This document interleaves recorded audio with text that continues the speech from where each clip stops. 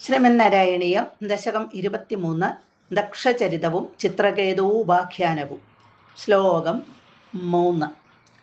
അഗജാനന പത്മാർക്കം ഗജാനനമഹർനിശം അലേകദം തം ഭക്താനാം ഏകദന്തമുപാസ്മഹേ. സരസ്വതി നമസ്തുഭ്യം വരദേ ജ്ഞാനരൂപിണി വിദ്യാരംഭം കരിഷ്യാമി സിദ്ധിർഭവതു മേ സദാ. ഗുരുർബ്രഹ്മാ ഗുരുർവിഷ്ണുർഗുരുർദേവോ മഹേശ്വര ഗുരുഃ സാക്ഷാത് പരം ബ്രഹ്മ തസ്മൈ ശ്രീ ഗുരവേ നമഃ.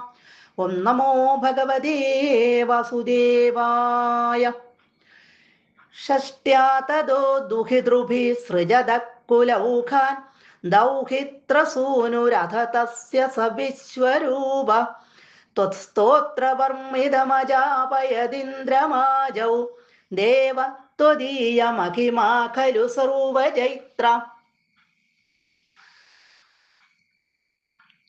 ഇവിടെ പ്രജേതസ്സുകളുടെ പുത്രനായ ദക്ഷന്റെ കഥയാണ് പറയുന്നത്. ദക്ഷന് പത്നിയായ അസിഗ്നിയിൽ ഹര്യശ്വന്മാർ എന്ന പേരിൽ 10,000 പുത്രന്മാർ ആദ്യമുണ്ടായി.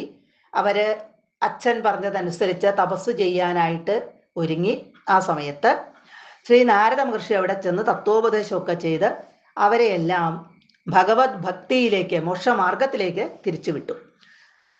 ഇവിടെ സൃഷ്ടി വർദ്ധിപ്പിക്കുന്നതിന് വേണ്ടിയിട്ടാണ് ദക്ഷൻ പുത്രന്മാരെ തപസ് ചെയ്യാനായിട്ട് വിട്ടത്. പക്ഷെ നാരദൻ ഉപദേശിച്ച് അവരെ മോക്ഷമാർഗത്തിലേക്ക് തിരിച്ചുവിട്ടു.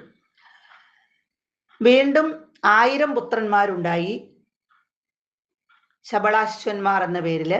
അവരെയും ഇതുപോലെ തന്നെ നാരായണ തീർത്ഥത്തിൽ തപസ് ചെയ്തുകൊണ്ടിരുന്ന സമയത്ത് നാരദൻ അവിടെ ചെന്ന് അവരെയും മോക്ഷമാർഗത്തിലേക്ക്, ജ്യേഷ്ഠന്മാർ പോയ ആ മാർഗത്തിലേക്ക് തന്നെ തിരിച്ചുവിട്ടു.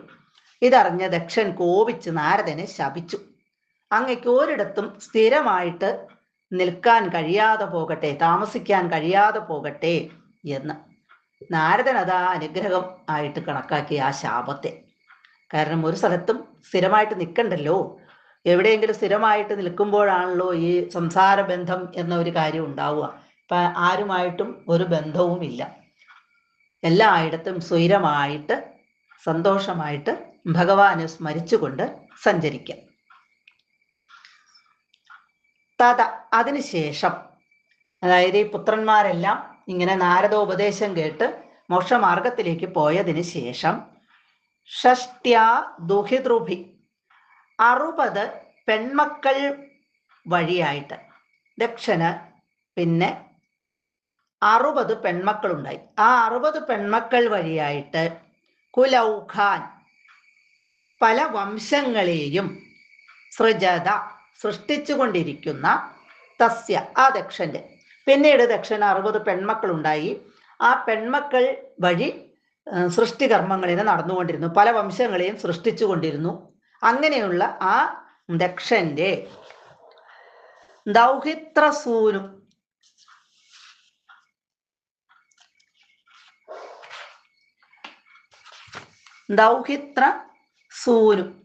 മകളുടെ മകന്റെ മകനായ സ വിശ്വരൂപ, ആ വിശ്വരൂപൻ.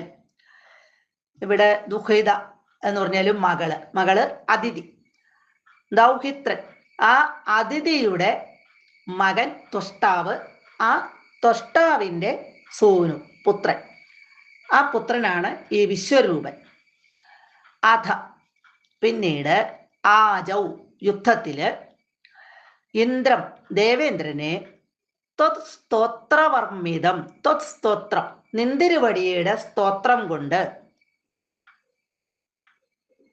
വർമ്മിതം ഇവിടെ രക്ഷിച്ചിട്ട്, യുദ്ധത്തില് ദേവേന്ദ്രനെ പല യുദ്ധങ്ങളിലും ഈ മന്ത്രം ഉപദേശിച്ചു കൊടുത്തത് കാരണം ആ യുദ്ധത്തിലെല്ലാം ദേവേന്ദ്രൻ ജയിച്ചു. അജാപയത് ജയിപ്പിച്ചു. അപ്പൊ ഈ സ്തോത്രം കൊണ്ട് രക്ഷ ചെയ്ത് ദേവേന്ദ്രൻ ജയിച്ചു. ദേവേന്ദ്രനെ ഈ ത്വഷ്ടാവിന്റെ പുത്രനായ വിശ്വരൂപൻ അവിടെ രക്ഷിക്കുകയാണ് ചെയ്തത്.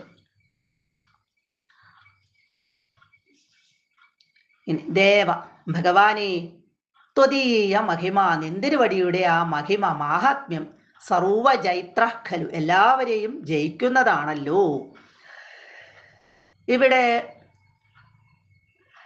ദക്ഷന്റെ 60 പുത്രിമാര് സൃഷ്ടി നടത്തി ധാരാളം പ്രജകളെ ഉണ്ടാക്കി, പല വംശങ്ങളും ഉണ്ടായി.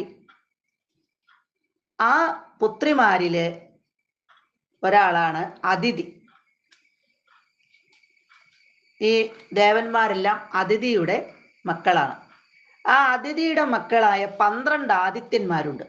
അവരിൽ 4ാമനായ ത്വഷ്ടാവിന് രചന എന്നു പേരുള്ള ഒരു അസുര സ്ത്രീയില് ജനിച്ച പുത്രനാണ് വിശ്വരൂപൻ. ദേവഗുരുവായ ബൃഹസ്പതി ഒരിക്കല് കോപിച്ച് ഇന്ദ്രനെ ഉപേക്ഷിച്ച് പോയി. ആ സമയത്ത് ദേവന്മാര് ബ്രഹ്മാവിന്റെ ഉപദേശമനുസരിച്ച് വിശ്വരൂപനെ അവരുടെ പുരോഹിതനായിട്ട് ഭരിച്ചു. ആ വിശ്വരൂപൻ നാരായണ കവചം എന്ന മന്ത്രം കൊണ്ട് ഇവിടെ ദേവാസുര യുദ്ധത്തിൽ ദേവേന്ദ്രനെ രക്ഷിച്ച് ജയിപ്പിക്കുകയും ചെയ്തു.